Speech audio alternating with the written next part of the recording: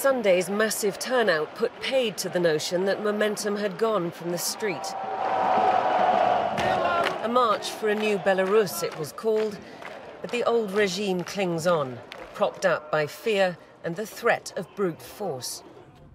Belarus has refused to give numerous journalists, including Sky News, accreditation to enter the country.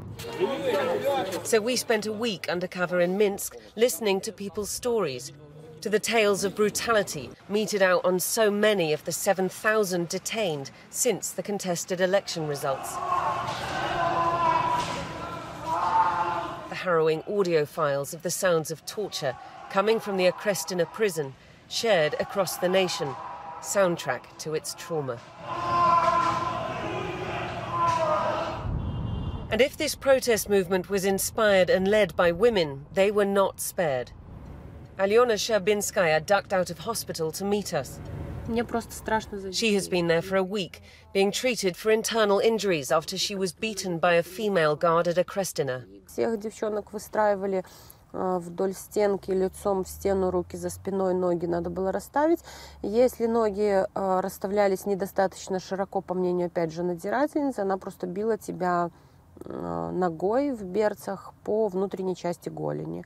Но при этом она тебя постоянно толкала, пинала, шпуняла, разговаривала с тобой с последним животным. What do you remember about what happened there? Does it play through your mind what you saw?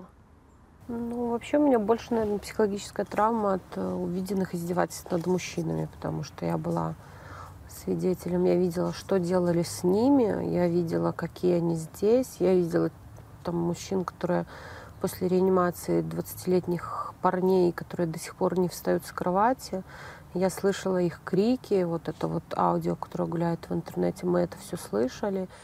In a made-for-TV show of strength, Alexander Lukashenko appeared brandishing an assault rifle and in full riot gear after Sunday's demonstration, dismissing protesters as rats. He has long tried to blame domestic unrest on foreign powers, and his security forces seem to believe it. Mary was also held at Okrestina, 36 people in a cell for 4 at one point. She says she was amazed at the way the guards were thinking.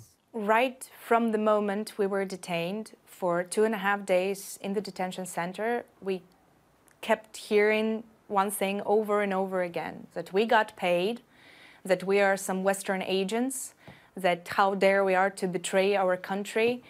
For like 50 euros. They were sure that each and every one of us had 50 euros in our front pocket. And they also kept constantly saying that you girls, you should stay at home, cook borscht, bake cakes, and it's not your business. Why even you dare to take part in it? There are some cracks in the ranks of the police. Alexander Akhremchik resigned this week, shocked at how brutal his colleagues across the country had been. Я своими глазами увидел людей, которые освобождались, которые выходили из изолятора. И я видел их лица, это было что-то ужасное. Они выходили, у них были полностью потерянный взгляд, и на это было смотреть очень тяжело. But it will take more than a few defections to tip the balance. With some flamboyance, Lukashenko has put the army on high alert.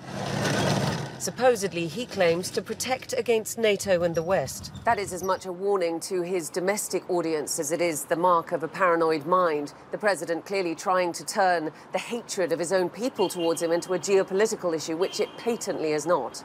With so much force and the apparatus of the state still at his disposal, it is difficult to see where this protest movement goes. The clamour from the street that Lukashenko leave, for now falling on deaf ears.